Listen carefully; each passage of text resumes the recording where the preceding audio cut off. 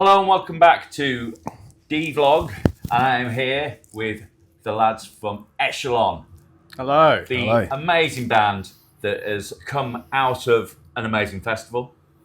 I'm here with Simon and Max. Hello. Thanks for being with me, guys. Cheers for having us. So, going to generate the first question to you. So, this was born out of TechFest, kind of, was it? Is that fair to say? I've actually been trying to form a band since before I started TechFest. Right. So if you notice, the Echelon Facebook page was actually founded in 2012. Right. It's just been on delay. Yeah. And sort of, I've only just launched it. But Yeah, rad. So have you had these ideas cooking for a while? Yeah, we've been me and Miles met in 2013. So that's officially the first member of the current lineup that joined me. Do you know what I mean? 2013.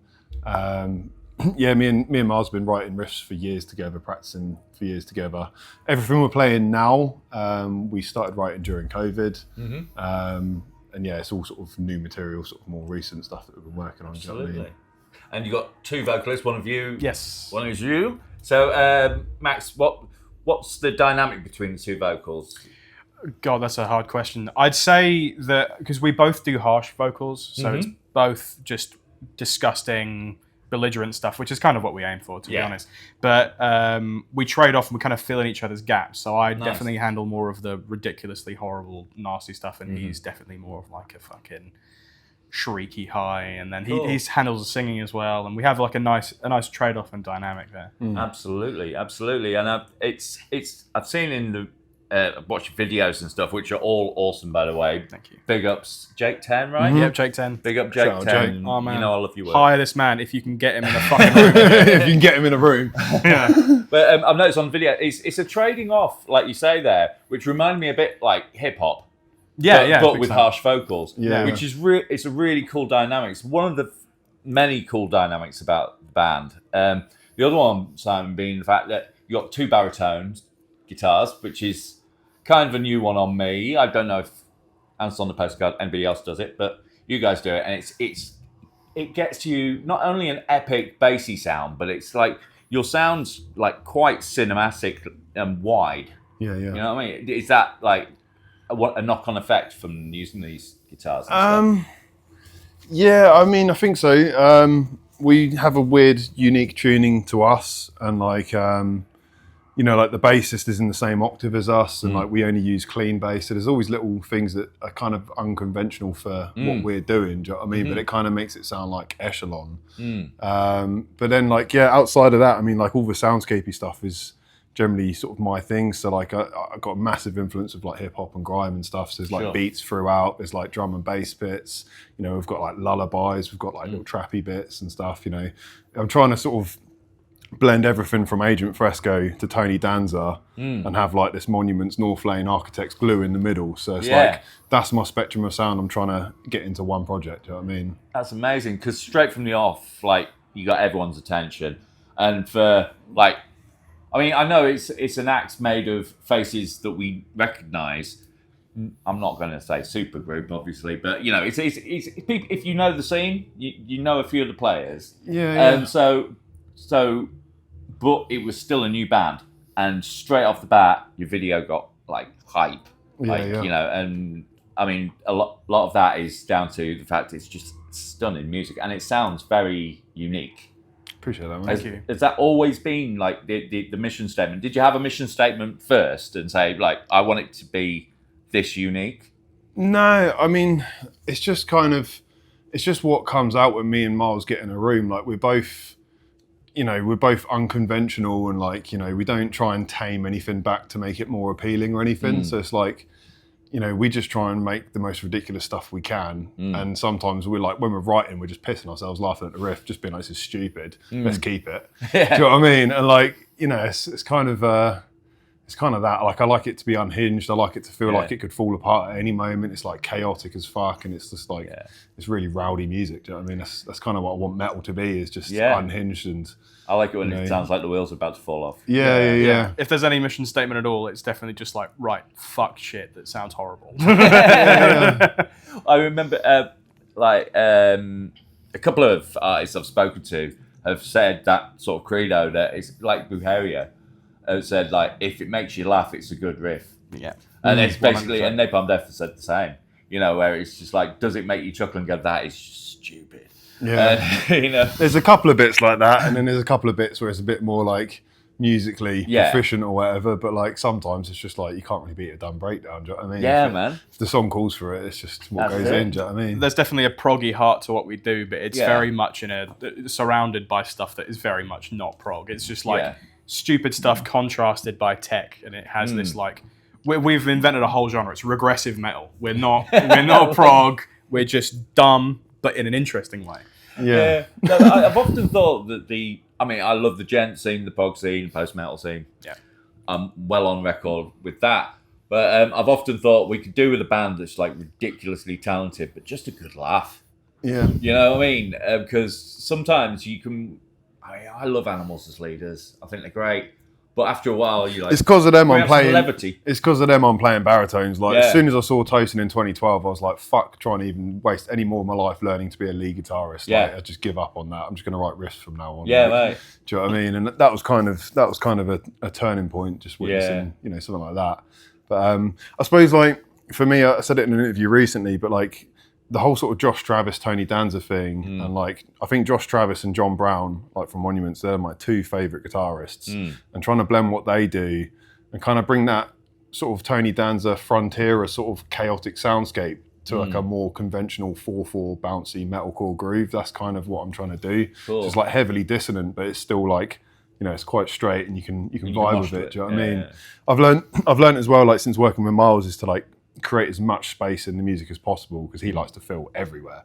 So it's like I've kind of allowed the drums to be the technical element of this project. Do you know what I mean? I'd say the drums and the vocals are the tech metal side of it, whereas the guitars are kind of just pulsating, just laying down the groove really. Yeah, I mean, and we've got to mention your drummer. Fantastic. Like the percussion side of it. I mean, because I come from a kind of production background myself, I noticed how crisp those drums are, And so, you've definitely, it doesn't sound messy, giving things space and room. I think that's where me and Miles come together. Like, we've both got our own influences. He's got a load of drum influences. I've got a load of guitar influences.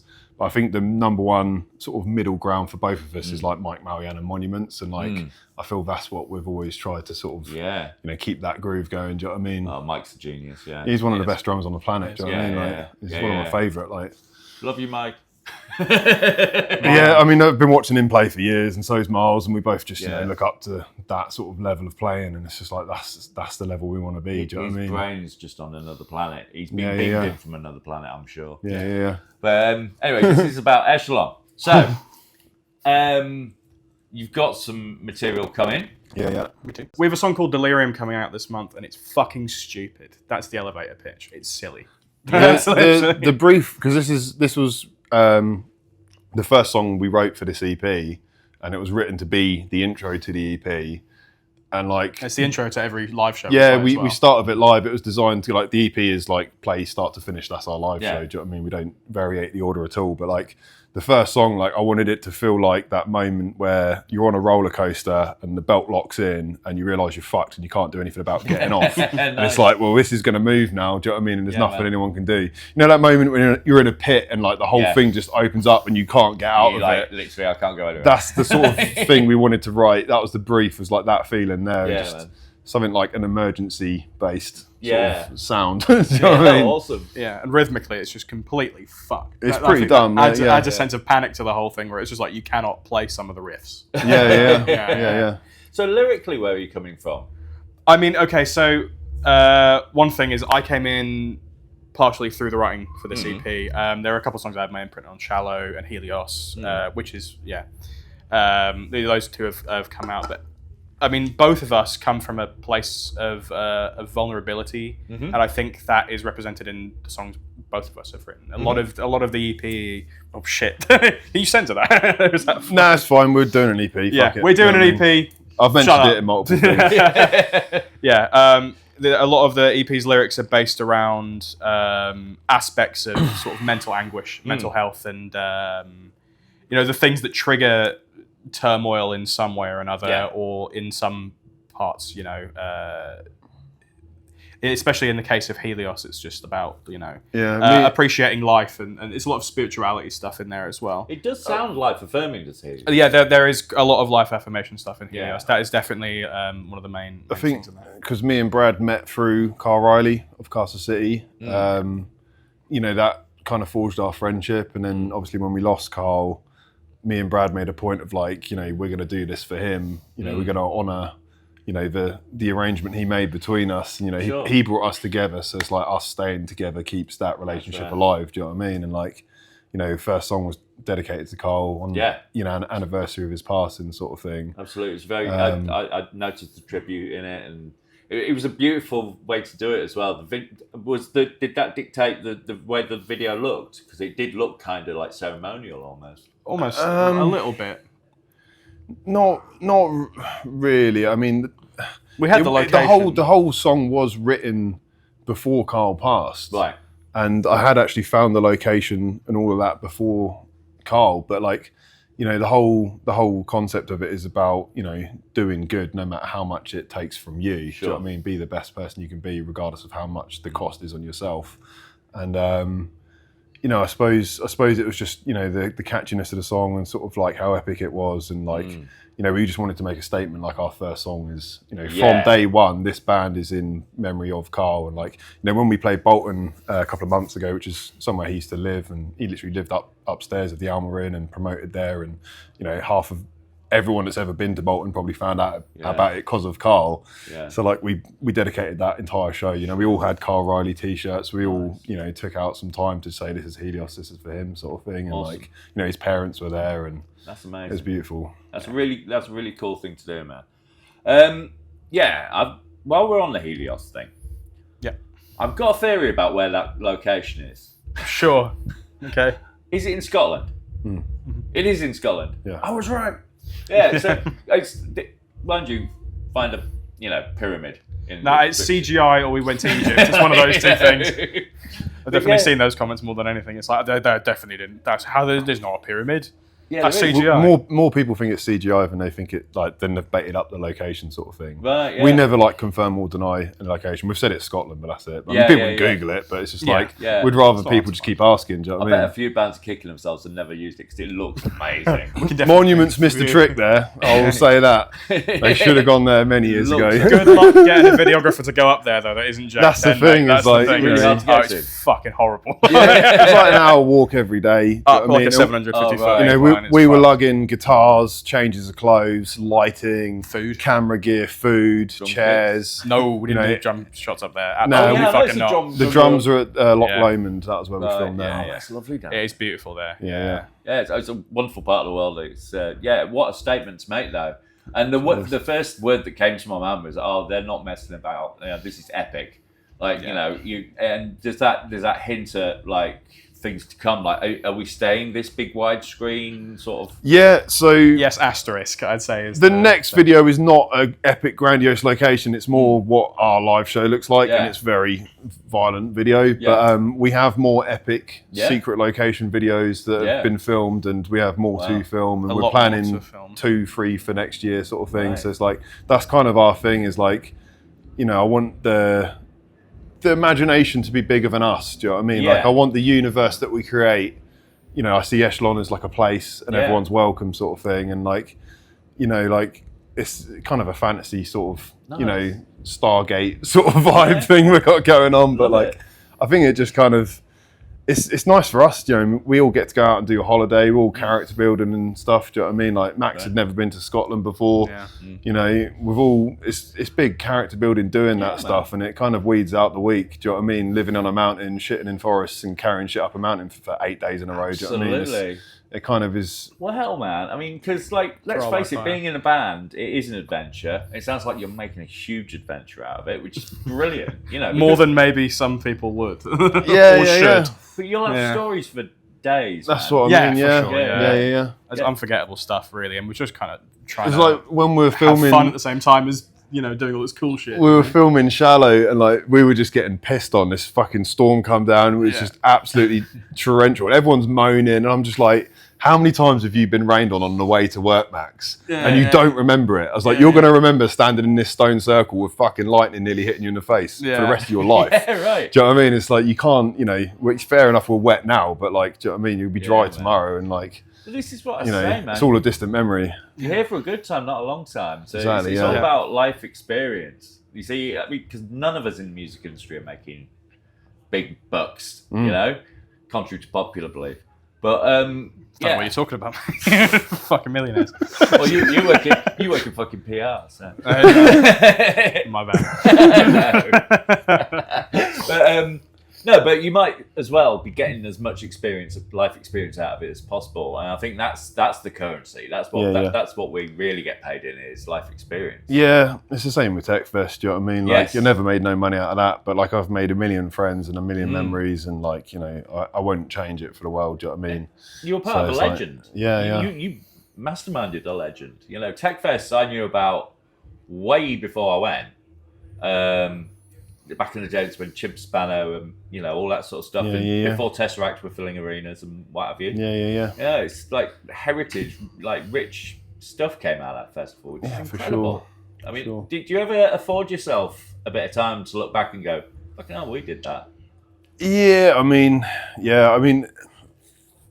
last year when it ended, I kind of just got straight onto this. Yeah. And like, I needed the break from it. Of So course. like, I've kind of made a point of like, the next few years, I'm not even really going to think about TechFest too much. Do you know what I mean? Like, I want to come back to it fresh when I'm ready. Do you know what I mean? But like, I need to have a proper break from it. So I ran it for 12 years. I was 21 when I started it.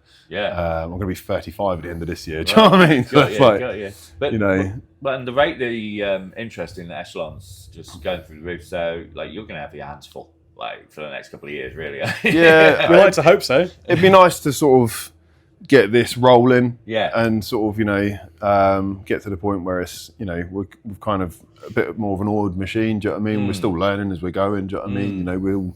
A lot of us, this is our first band. Some of us have been in bands like 6, 7, 8. I was in a band like 12 years ago.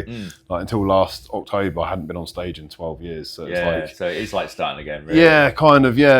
All It's not different like gear riding to the what I bike. was playing back then, you know. different music to what I was playing back then. It's And the whole discipline's different as well. You wouldn't have had in-ears and things like that. Yeah. I didn't have none of that when I started. I was playing on an amp 10 years ago. Yeah, do you know what I mean? yeah, And right. now we've got like a fully automated program light show and everything, and just You know what I mean? It's you got the lights on click too. Yeah, absolutely everything. Yeah. All the patch automation, all the show is just press space and it goes. Do you know what I mean? It's funny because I spoke to James Monteith about that because obviously they're on a That's just a whole other thing, that's isn't it? some Fucking NASA hell. shit they've got going on. But he was saying, but there are small versions. Like there are small versions of this that are user friendly that like your mates' bands could get. It's not technology that's out of grasp. Definitely. I mean, the level of show we're doing now, like 20 years ago, would have cost you tens of thousands to create like a program light show, program MIDI, all the patch changes, all the in-ear stuff. That would have cost tens of thousands years ago. Now it's like, do it on your fucking laptop. Yeah, a few grand worth of gear. I mean, it Yeah. is a big investment, but like, So it's a lighting guy. yeah, well, that's what I mean. I know bands that are far bigger than us paying £150 a day to hire a lighting guy, and it's like, well, do you know what I mean? We've kind of done that now, and it's like, it's all set up. We don't have to invest anymore. If we were going to spend 150 quid, we'd just get more lights. Do you know what I mean? Like, Right. And if something don't work, you can just tweak it. and yeah. change it. Yeah, I love it. Like, I literally, like, I write a riff, I demo it, I program the lights there and then. So it's Wow. like the show is, So you're really and then ahead of the we're curve. just piecing it together, and then I'm just replacing the demo guitars with real guitars at some point when I go to right. record them. Do you know what I mean? That's amazing to me because I write electronic music and obviously I use Ableton for what I use, and it sounds like it's like similar sort of software, like sort of kind of tracking. Yeah, it's I all think- just MIDI. It's all just Yeah. MIDI we're using. Do you know what I mean? To run it, and a couple of simple like hardwired lighting controllers and Right. stuff. It's not. We're not using any software lighting stuff. No. Like all the bands I know with software lighting stuff, it always just fucking crashes. Yeah, I've which just is gone with some Tetris level setup, which just works every time. Do you know what I mean? And absolutely. like, Belter. works for us. So what's the plans for you guys? Like, obviously we've covered what you got releases wise. Is there some tours or anything like that we've got? yeah, there's tours for next year being planned, like proper like 2-week long tours, Yeah, sort of right. ideas. Next year's mostly going to be filming for stuff. We're ahead of the thing with, we've finished this EP. We're we're slowly releasing this. We are recording new stuff at the same time and filming videos for the new stuff as well. So yeah, I think, you know, this year we've got a load of shows. We've got Tonight with Milk and Two Sugars. We've got Hometown Fest. We're doing Rabid Fest. We've got a show in Norwich with Vast Slug for their album launch. We've got a little weekender with Swarm 6. Yeah. And we've got one more show to be announced for this year, which we'll be announcing soon. Again, it depends when you're putting this Well, out. no, let's just leave it. But yeah, we'll be announcing a show soon. Yeah. And that'll be like a big show that we're doing. Rad. And then, yeah, I mean, next year we've got some tours being planned. So we're just going to sort of focus on Keep on 25 already. Do you know what I mean?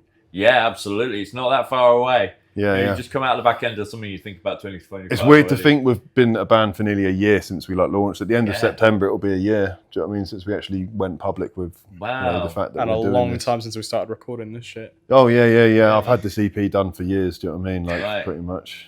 Right. Well, it sounds like you've got some exciting times ahead of you and more trips to the wood. Yeah. 100%. We're definitely going back into the woods. There'll be many more shits in the forest before we're done. Well, thank you so much, Simon. Max. Thank you, guys. Thank you Cheers, very man. much, mate. Nice one, man. Thank Nice you. one. Cheers.